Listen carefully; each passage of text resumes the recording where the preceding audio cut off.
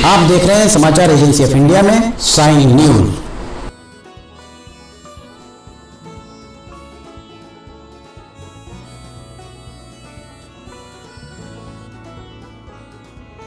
नमस्कार दोस्तों, समाचार एजेंसी ऑफ इंडिया की साइन न्यूज में एक बार फिर आपका स्वागत है। कांग्रेस और भारतीय जनता पार्टी पक्ष और विपक्ष दोनों आमने सामने सदा ही रहते आए हैं। सिवनी में आपस में एक दूसरे पर लांछन लगाना, कीचड़ उछालना, बयानबाजी, इसके अलावा और कुछ होता नहीं दिखता है। हाल ही में भारतीय जनता पार्टी के सिवनी विधानसभा के विधायक दिनेश राय ने कांग्रेस के जिला अध्यक्ष को आड़े हाथों लिया है और वहीं दूसरी तरफ कांग्रेस के जिला अध्यक्ष के द्वारा भारतीय जनता पार्टी के विधायक के बारे में कुछ तरह तरह की बातें उनके द्वारा कही गई हैं। समाचार एजेंसी ऑफ इंडिया की साइन न्यूज़ के लिए अखिलेश दुबे की रिपोर्ट।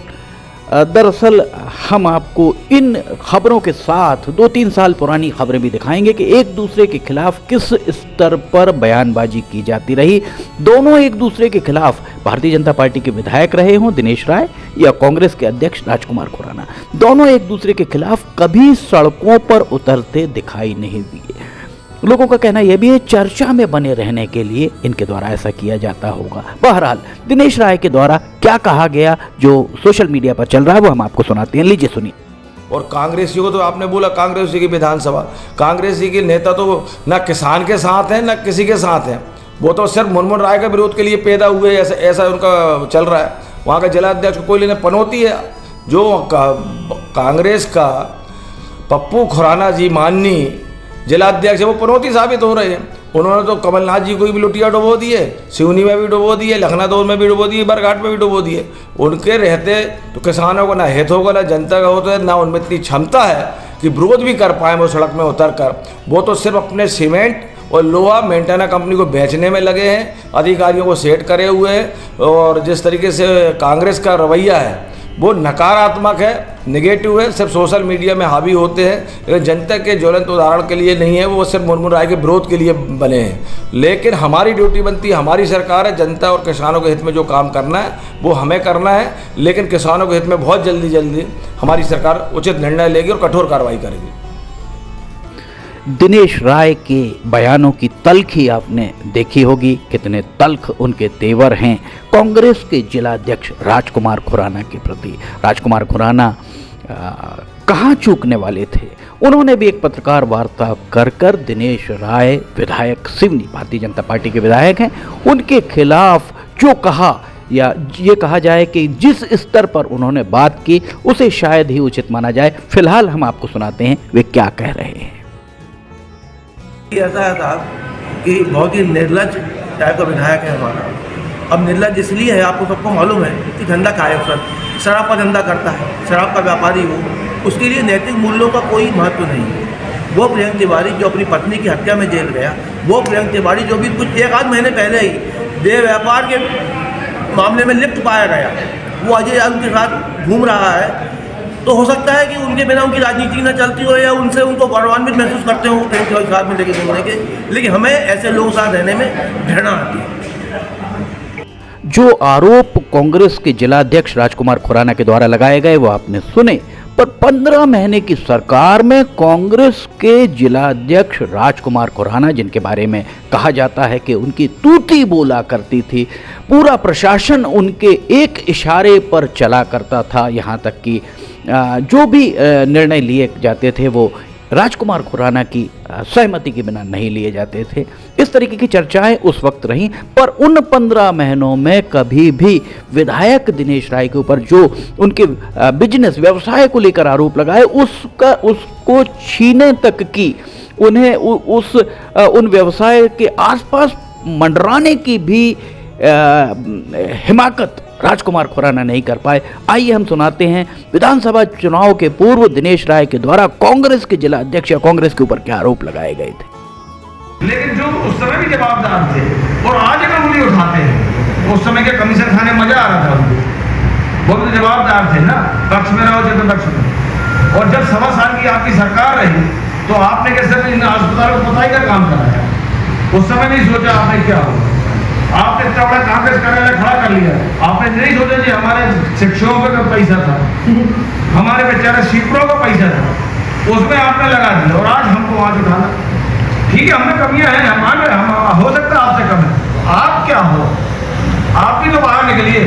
यहाँ पर शुद्धता से मैं बोलना चाहता हूँ, कांग्रेस सिर्फ इस समय राजनीति करी और राजनीति कर रही है।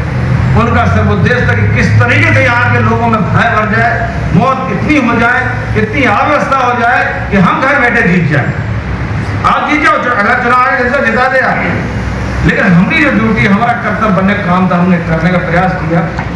हमारे घर में भी मौतें हुई, इसके कारण भी हम बहुत ज़्यादा सक्रिय नहीं हो पाए, फिर भी हम जहाँ तक जा सके करा।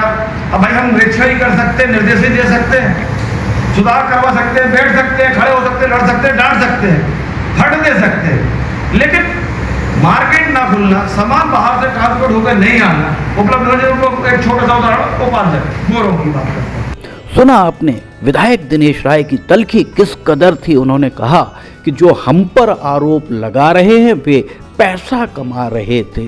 ये उन्होंने यहाँ तक कह दिया, कितनी बड़ी बात। जब उन्होंने ये बात कही तब वे विधायक थे।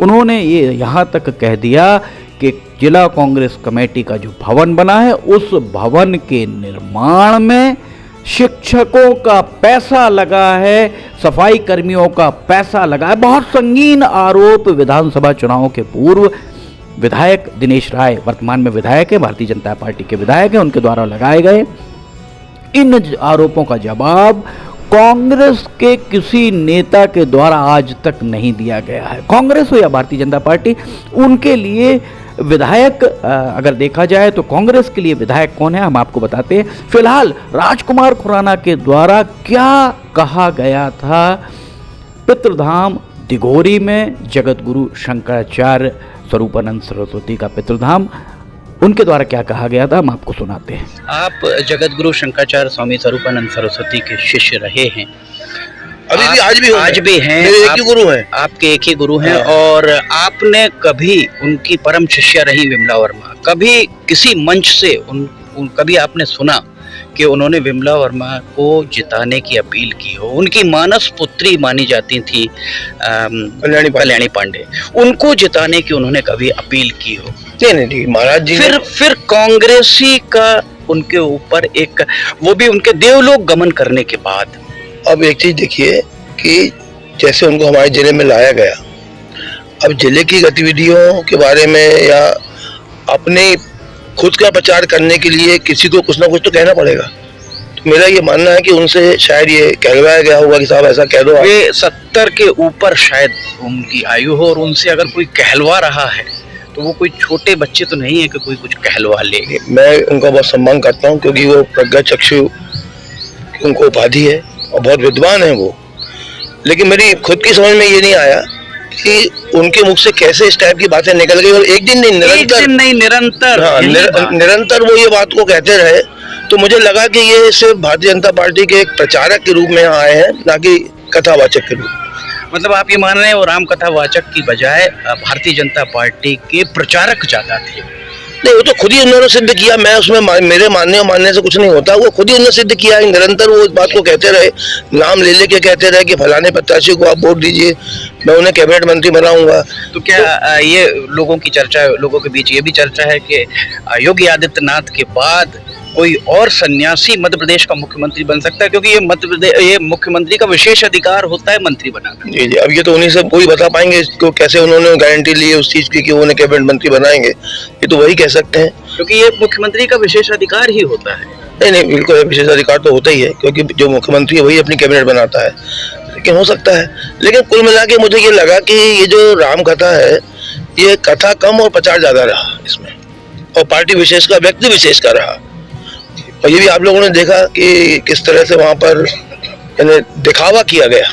जगत गुरु शंकराचार्य को कांग्रेसी कहा गया, और उसके बाद आप चूंकि उनके शिष्य, आपकी कोई प्रतिक्रिया क्यों नहीं आ पाई? देखिए, ये धार्मिक मामला है, और चूंकि धर्म के मामले हमें बहुत कम समझ है।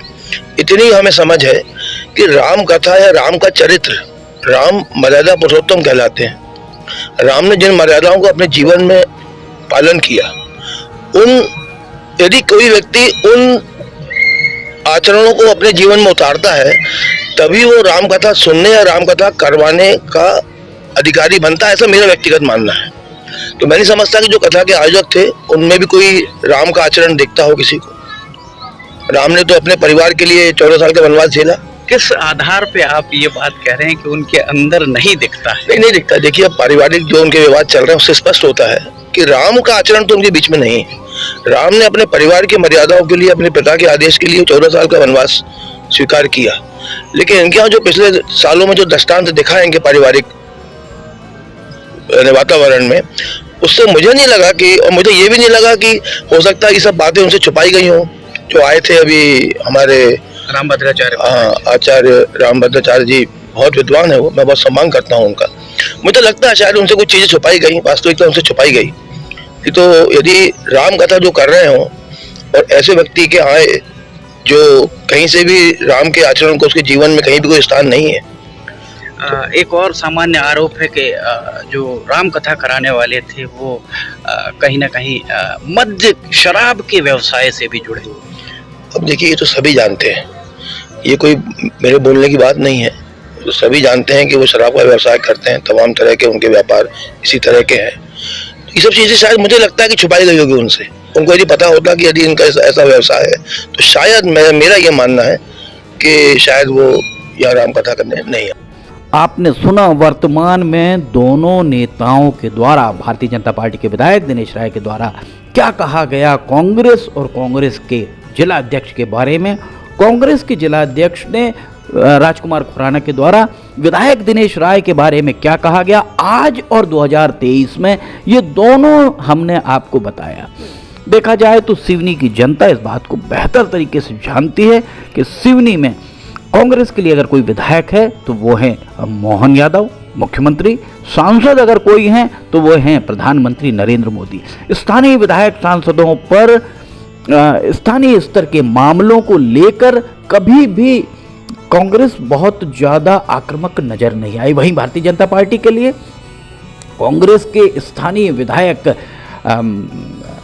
कमलनाथ या जीतू पटवारी हैं और सांसद राहुल गांधी या सोनिया गांधी हैं। जबकि आपकी जानकारी के लिए हम बता दें, कांग्रेस और भाजपा के सभी नेताओं की जानकारी के लिए बता दें कि सिवनी में 2 सांसद हैं। एक सांसद वर्तमान में भारती पारदी जो बालाघाट संसदीय क्षेत्र की हैं, दूसरे सांसद हैं मंडला संसदीय क्षेत्र के फग्गन सिंह कुलस्ते और दोनों भारतीय जनता पार्टी के। इसके अलावा सिवनी विधायक दिनेश राय, बरघाट विधायक कमल मस्कुली दोनों भारतीय जनता पार्टी के हैं, केवलारी के विधायक रजनीश सिंह और लखनादौन के विधायक योगेंद्र सिंह दोनों कांग्रेस के विधायक हैं।